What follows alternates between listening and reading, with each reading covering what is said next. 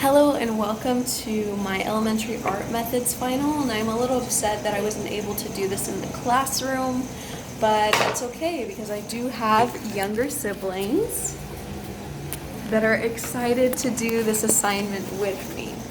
Now I'm going to go ahead and present it to them, and I'll just have you right here watching me. Not creepy at all. We're just going to go ahead and roll with it. So first of all, the items that we have on the table here, the supplies we need are some string, any type of glue, a stick glue will work as well, a pair of scissors, and different colors of tissue paper. Now I got these really inexpensively at the Dollar Tree and they'll last me for a while. And we're gonna go ahead and get started with the assignments. So today we're going to be learning about Mexican banner making. Now, before we get into it, we're going to go ahead and read a story called Marco Cinco de Mayo. I'm going to go ahead and pause it just for time's sake and read them this story that I chose. So now that we read through the story, we have some context about Cinco de Mayo, and I know you guys know about Cinco de Mayo because our family was raised Mexican American, like we celebrate Cinco de Mayo, but other students that I'll have in the future, or maybe even some of your friends, have never heard of Cinco de Mayo or have never celebrated it. So it would be really cool just to share this story with them. It's a story about Marco. He's a mariachi dancer, and he's just sharing his experience with Cinco de Mayo. And so this is a really cool way to incorporate a different culture into my classroom. So now we're going to go over a little bit of history about Mexican banner making. So I just have this really cool resource up in front of me that has a little description about Mexican banner making and where it originated.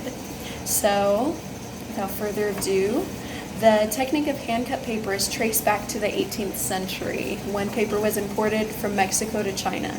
Thus, the Spanish word papel china remains the word for tissue paper. And paper cut artisans commissioned by the church would make thousands of strings of these Mexican banners for religious festivals where they hung them in church plazas and decorated the streets. Now, this is a huge part of Mexican decorations. We've seen these so many times, right? Yeah. And so we're going to go ahead and make our own. And I think it'd be really cool if I were able to display these around the classroom and kind of just show the ways that my students got creative and did their own design and made an art project rather than just a craft. So I'll go ahead and start an example. So I'm just going to go ahead and grab a square of tissue paper, fold it in half, crease it so it looks like this, and it's all about symmetry. So we're going to go ahead and make some cuts in here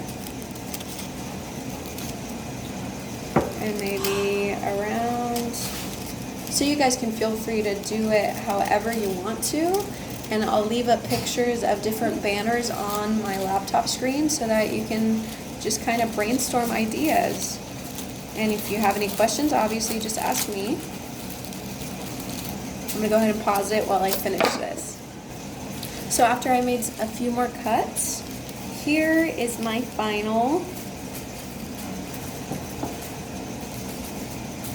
So after we've made a few of these, you can go ahead and let your students make 3 or 4 of these, I'd say. We're going to go ahead and add them to the string. So I'll give you an idea of how well my students are doing on theirs. How's it going? Good. This looks really good right here. This one too. So even though my students were given the same assignment, they came up with such different things. So now that I have a few of them together as well as my students, I'm just going to wrap this on here and add a little bit of glue